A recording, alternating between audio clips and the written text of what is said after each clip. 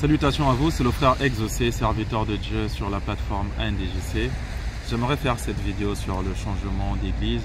Vous êtes peut-être quelqu'un qui se dit « Je dois changer d'église, je ne suis plus à l'aise ici, je veux servir Dieu, mais je sens qu'ici je ne pourrai jamais servir Dieu.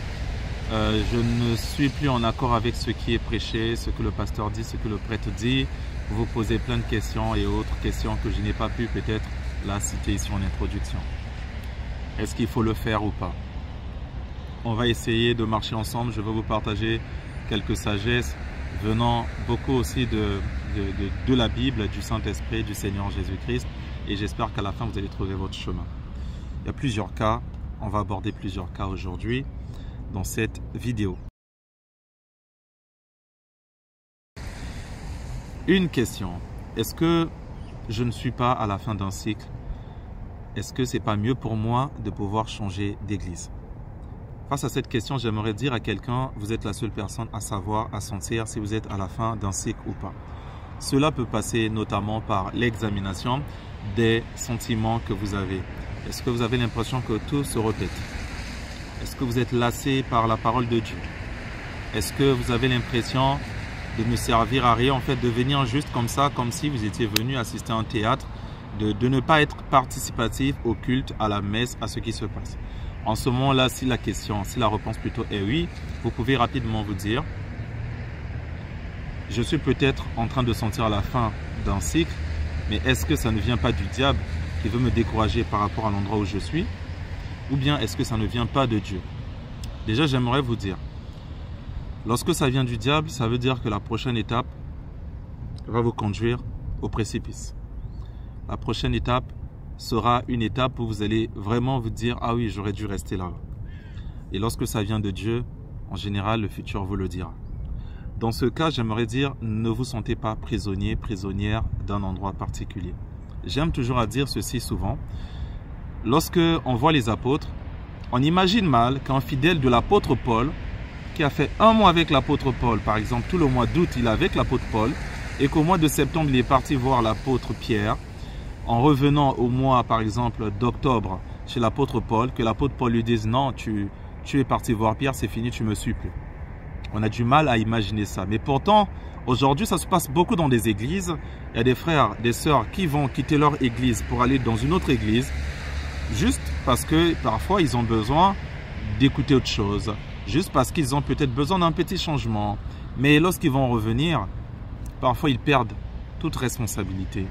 Même s'il avait 10 ans d'ancienneté, 5 ans, il est considéré à la limite comme un traître. Et traiter quelqu'un de traître, alors qu'il était avec vous, alors qu'il est parti voir aussi quelqu'un qui sert le Seigneur Jésus-Christ, pour moi, ça n'a pas de sens. Vous voyez? Et donc, j'aimerais dire, en ce moment-là, ne vous limitez pas. Si vous pensez que vous êtes à la fin d'un cycle, priez le Seigneur. Dites, Seigneur, est-ce que je dois continuer à être ici? Est-ce que tu veux toujours me nourrir ici? Est-ce que j'ai trop mangé peut-être le poulet? Tu veux me faire goûter le poisson? Est-ce que ce n'est pas le moment d'aller goûter le poisson ailleurs? C'est comme dans le cas, je ne sais pas moi, des hôpitaux. C'est comme si pendant longtemps vous étiez traité en, je ne sais pas moi, chez le dentiste et qu'à un moment donné, vous avez besoin d'aller chez le gynécologue, chez je ne sais plus, l'opticien parce que vous avez des problèmes par exemple des yeux. Et en ce moment-là, c'est vous qui devez faire le plus grand travail. Ce n'est pas cette vidéo qui doit vous dire si vous êtes à la fin du cycle ou pas. Cette vidéo doit vous aider à vous dire, c'est à vous d'identifier si vous avez besoin du dentiste alors que vous avez mal aux yeux. C'est-à-dire, si vous avez besoin de vivre dans un lieu où vous allez adorer, louer, mais que dans votre église, vous avez l'impression d'être bloqué comme une statuette figée, c'est à vous d'aller dans un lieu ou d'intégrer aussi un groupe. On parlait de votre église, là où vous allez danser, chanter pour Dieu, parce que vous savez que c'est ça votre besoin. Si vous avez besoin d'un lieu, là on ne va pas que jeûner, jeûner, jeûner, mais on va aussi parler de la conversion du cœur. On va t'apprendre à combattre le péché. On va te donner le dégoût du péché. Allez dans ce lieu. Vous n'avez pas forcément besoin de jeûner, jeûner, jeûner, alors que vous constatez que votre vie se dégrade. Dans tous les cas, la Bible nous apprend que le Seigneur ne tient pas compte de ce genre de jeûne. Donc c'est à vous de rester tranquille, de prendre ce sujet de prière comme étant un sujet en priorité, de prier, de prier, de prier. Moi, le conseil simple que je peux vous donner, je vous dirais identifier votre besoin, par exemple. Je sens que j'ai trop d'attaques démoniaques. Je suis trop bloqué. J'ai l'impression d'être envoûté. L'inconvénient de changer les églises, c'est que tu peux te dégoûter en fait. À force de changer d'église, tu verras aussi beaucoup de choses. Et au bout d'un moment, l'expérience montre que beaucoup de gens qui ont beaucoup changé les églises, à la fin, ils vont même plus dans les églises, ils restent à la maison. Et ils vont dire, ouais, j'étais catholique, j'étais protestant, j'ai fait toutes les églises de réveil, ils sont tous pareils. Là-bas, il n'y a pas la parole de Dieu. Ici, on demande que de l'argent. Là, quand tu n'as pas d'argent, tu n'es pas une personne, ainsi de suite. Et souvent, les gens sont dégoûtés. C'est bizarre parce que ça ne devrait pas être le cas. Parce que, vous voyez, c'est pas parce que tu as mangé le poulet, que tu as mangé, je ne sais pas moi, le poisson, que tu as mangé, je ne sais pas, les légumes, différemment, à différents moments, à différents jours, que tu finis par être dégoûté des plats. Moi, je pense que le problème, c'est toi d'abord. Le plus grand problème, ça sera le chrétien. Beaucoup de gens ne savent pas diagnostiquer eux-mêmes ceux dont ils ont réellement besoin. Peut-être que tu as besoin de la délivrance dans ta vie, mais tu vas aller dans un endroit où on parle de la prospérité seulement. Peut-être que tu as besoin de la délivrance dans ta vie, mais tu vas aller dans un endroit où il n'y a que la parole, on ne fait pas de prière de délivrance. Peut-être que tu as besoin de bouger, de faire de louange, de l'adoration, mais tu es dans une église où... Vous voyez? Et du coup, au final, à chaque fois, en fait, tu vas à l'endroit où tu ne devais pas être. Genre, tu avais mal aux yeux, mais tu vas aller voir le dentiste. Tu avais mal à la dent, mais tu vas aller voir le gynécologue. Tu avais mal au ventre, mais tu vas aller voir, je ne sais pas moi, un opticien. En fait, à chaque fois, tu avais un problème réel, mais tu es parti à la mauvaise place. Donc, si tu es dégoûté à la fin, parce que tu te diras en fait naturellement à la fin, ah, j'ai vu tous les praticiens plutôt, mais je n'ai pas été guéri. En fait, ce n'est pas la faute des praticiens.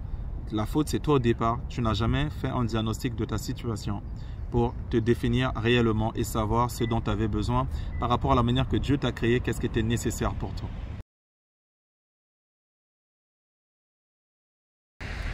Bah, si vous mangez une nourriture et que vous ne sentez plus le goût de la nourriture, vous devez mettre un peu de sel.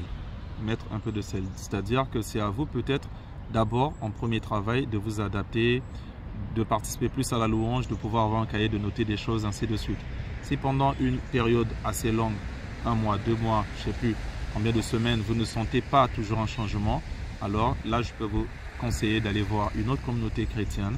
Allez-y, participez et vous allez voir. Si le goût revient, peut-être que oui, vous étiez à la fin d'un cycle et qu'il fallait tout simplement aller dans une autre église. Une fois de plus, ne vous limitez pas.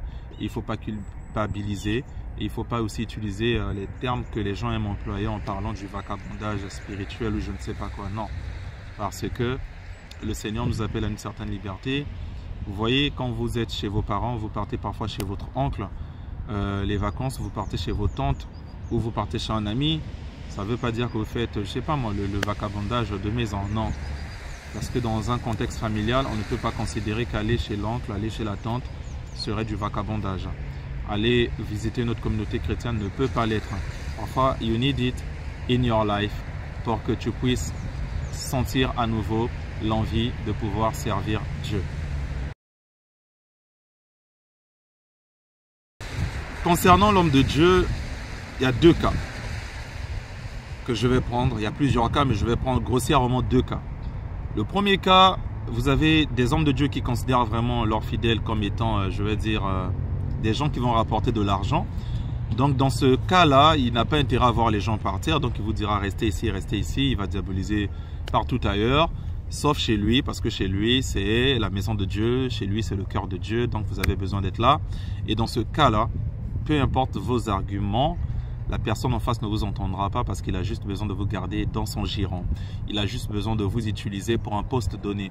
Il a juste besoin de vous utiliser pour une responsabilité donnée. Il a juste besoin de vous parce que vous allez rapporter de l'argent. Voilà. Dans ce cas de figure, peu importe ce que vous allez dire, ça ne sert même pas en fait de dire, il faut prendre votre décision et y aller. Et c'est assez simple de voir, de savoir discerner quels sont ces types de serviteurs de Dieu. En général, ils vont beaucoup parler de l'argent. En général, même s'ils vous disent plusieurs choses extraordinaires, mystico, je ne sais quoi, en général, ils vont beaucoup parler de l'argent. Ça tourne toujours autour de l'argent. Ça va beaucoup insister sur le fait de pouvoir donner à Dieu des choses comme ça. Et l'autre chose, c'est il aura tendance à vous faire sortir comme une personne, je vais dire extraordinaire, comme si sans vous l'église s'écroulait, alors que non, l'église vit par la grâce de Dieu. On est tous irremplaçables devant Dieu. Si Dieu te demande de faire quelque chose, tu ne le fais pas au bout d'un certain moment, Dieu trouvera toujours une autre personne pour le faire. Donc, c'est important pour toi de pouvoir comprendre que tu n'es pas irremplaçable. On ne peut pas te dire que si tu pars, l'église s'écroule. On va vouloir, au moment où tu dis je vais partir, te donner plein de responsabilités juste pour que tu restes.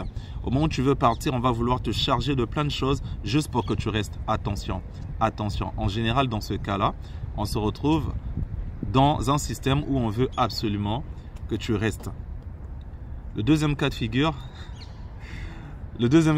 c'est vous voulez par exemple quitter, changer par exemple d'église, mais en face de vous, il y a des serviteurs de Dieu qui pensent vraiment qu'il a quelque chose à vous transmettre, qu'il a un traitement à vous transmettre et qu'il estime que vous n'avez pas encore fini de prendre ce traitement. Là, c'est très différent et j'aimerais dire, il faut que vous puissiez saisir ça parce qu'il y a des choses qui nécessitent dans le Seigneur parfois 1 an, 2 ans, 3 ans, 10 ans pour s'affranchir de ça. Certaines fois, vous serez en contact avec certains hommes de Dieu, c'est juste pour prendre quelque chose et partir.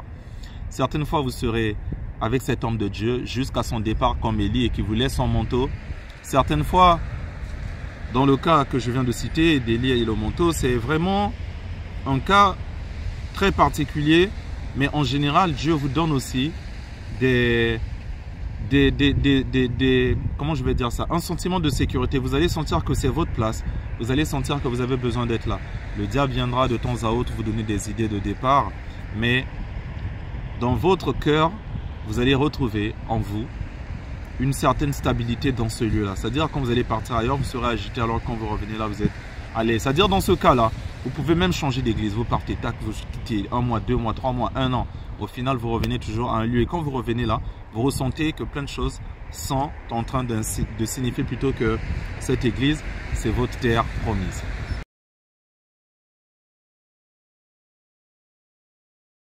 Déjà, le fait de te sentir en captivité, ce n'est pas un bon sentiment. Comment tu fais pour te retrouver en captivité? Comment tu fais pour sentir cette captivité? J'aimerais juste te dire, il n'y a aucune personne qui a changé d'église et qui a été arrêtée ou qui est partie en prison parce qu'elle a changé d'église. Et en fait, une église ne devait pas donner cette impression. Si tu as l'impression que tu es bloqué, dès que tu as un peu des envies de départ, les gens peuvent vouloir t'aider parce qu'ils veulent que tu restes, parce qu'ils t'aiment réellement et qu'ils veulent que tu restes dans cette communauté-là. Mais le problème, c'est que certaines fois, ils ne veulent pas juste que tu restes là parce qu'ils t'aiment. Certaines fois, ils veulent que tu restes là pour t'exploiter. Et dans ce cas, si tu te sens exploité, si tu sens que tu ne progresses pas spirituellement, pourquoi tu vas continuer à rester dans ce que toi-même tu appelles une captivité, ce qui peut ressembler à une prison. Donc, il faut que tu puisses prendre ta décision et partir. Tu ne feras jamais de prison.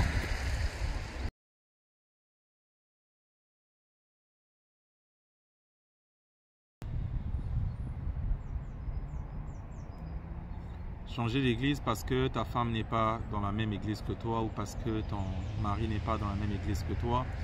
De manière générale, ça ne va pas trop plaire aux femmes. Normalement, c'est la femme qui va là où l'homme est. Mais après, dans le Seigneur, il n'y a pas de règles strictes. Il y a le discernement à faire par rapport à votre situation. L'idéal serait de trouver une nouvelle communauté où les deux vous allez évoluer, ou bien les deux que vous puissiez servir Dieu, ou bien si la femme veut venir chez l'homme, il vient chez l'homme, si l'homme veut aller chez la femme, il va. L'idéal serait en tout cas de participer à un même lieu de culte pour le bien des enfants, pour le bien du fonctionnement de la maison, même par rapport aux questions de doctrine et autres. C'est pas vraiment ça le problème, mais souvent c'est les doctrines, le pasteur d'un tel dit ceci, le pasteur de l'autre dit cela, le prêtre dit ceci, l'autre pasteur dit cela. Les doctrines encore, vous pouvez vous dire, ça peut aller à gauche ou à droite. Le plus important, je vais vous dire, c'est votre fonctionnement dans la maison. Si vous n'arrivez pas à prier ensemble, vous n'arrivez pas à passer des moments de prière ensemble, vous n'arrivez à rien faire ensemble, c'est assez compliqué parce qu'on se met ensemble aussi pour cela. Si ce n'est pas possible, alors ça sert à quoi en fait? Ça sert à quoi? En ce moment, on se dirait, mais est-ce qu'il n'y avait pas un autre mari en fait à prendre ou une autre femme à prendre? Voilà un peu ce que je peux vous dire. Le plus important, c'est vous, de trouver un lieu commun. Soit vous allez servir Dieu ensemble, soit vous partez dans une nouvelle église, soit l'un rejoint l'autre. Mais ne laissez pas, dans tous les cas, peu importe ce que vous allez prendre comme décision, ne laissez pas les doctrines pourrir votre vie. Il faut partir d'abord de vous de trouver l'harmonie par rapport à Jésus-Christ.